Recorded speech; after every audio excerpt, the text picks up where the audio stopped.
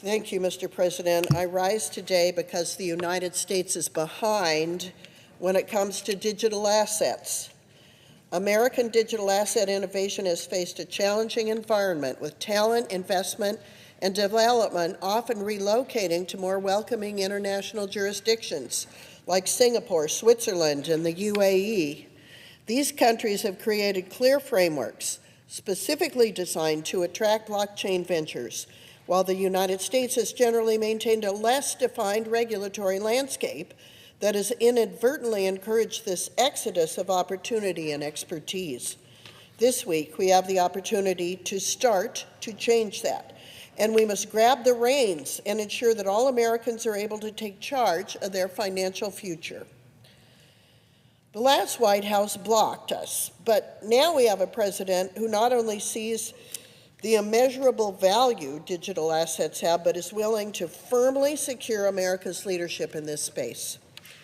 Before he even took office, President Trump announced he'd tap David Sachs to serve as the White House AI and crypto czar, ensuring we maintain America's competitive edge, and issued a blitz of executive actions targeting heavy-handed SEC tactics, slowing down progress. Under President Trump, we've seen a significant shift in the executive branch's attitude toward digital assets. It's night and day what we experienced under the Biden administration.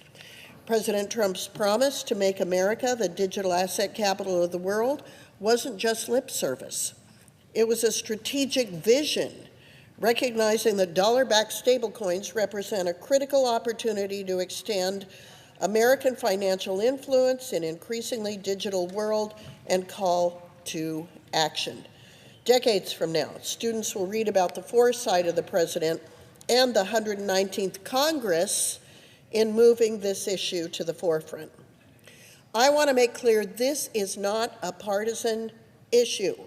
I've spent years working with Senator Gillibrand of New York to ensure that we've crafted a bipartisan proposal that can get across the finish line.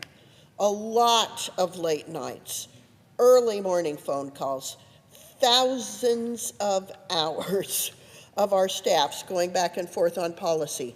I want to thank Senator Gillibrand and her team for all their hard work, for working with my team in good faith, for always pushing to make this legislation stronger.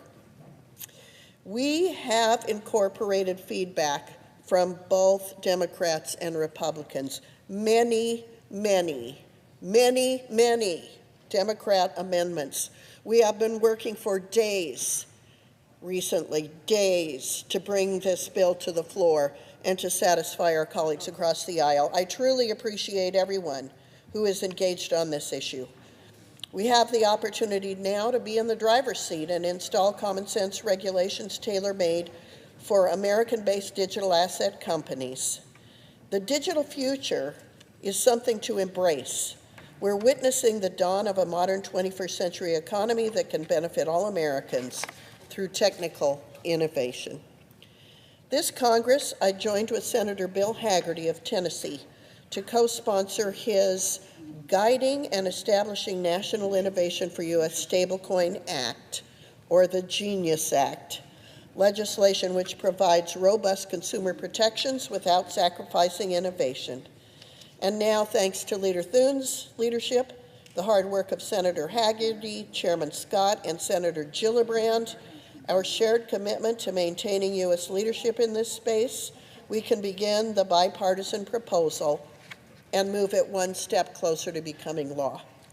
At its core, the GENIUS Act protects consumers through mandatory 100% reserves, backed with U.S. dollars and short-term treasuries, monthly public disclosure of reserve composition, and strict prohibitions against misleading marketing. Put simply, this isn't just another bill, it's a comprehensive framework ensuring America leads the next generation of financial technology in stablecoins. Just minutes ago, an American was elected Pope. His name will be Leo XIV, an American leading one of the strongest religious organizations in the world. we should also be leading in financial innovation. Mr. President, I yield the floor. Thank you. I recognize the senator from Tennessee. Mr. President, I want to compliment my colleague from Wyoming for the wonderful introduction that she gave. That means that I don't need to give the many-page speech that I had planned. But I'd like to come to one final point, and that is for the benefit of my colleagues today. I want to take a broader view of what we're actually voting on. What we're voting on is cloture. That's a term that's used to get on the bill, to actually have the debate that we're supposed to conduct here in the United States Senate. It's the beginning of debate for a bill that fundamentally supports crypto technology and innovation here in America at the most basic level. My Democrat colleagues supported this coming through committee on a bipartisan basis. In fact, we had a vote of 18-6, a very strong movement out of committee. Since that time, we have made a number of changes at their request. They've come back again with more requests. We're considering those changes as well.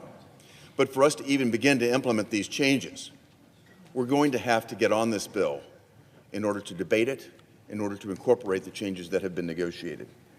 I look forward to working with my colleagues should they choose to move forward on this bill. And if they don't, I want the American public and I want everybody watching today to understand that this is a vote to kill the crypto industry here in America, and it's a shame. This is our first opportunity to deliver groundbreaking legislation to America that puts America squarely in the most competitive place we possibly could be, to lead in an area of innovation where we need to be leading. Otherwise, this will be a vote to push all of that offshore. It's a vote for our strength. I want to thank the senators who have helped so much, Senator Scott, Senator Lummis from our side, and I want to thank Senator Gillibrand and also Brooks from the Democrat side. I want to thank everybody that's worked so hard on this, and I hope that we'll be able to move forward and actually get on this bill and complete our work. With that, I yield the floor. The clerk will report the motion to invoke cloture.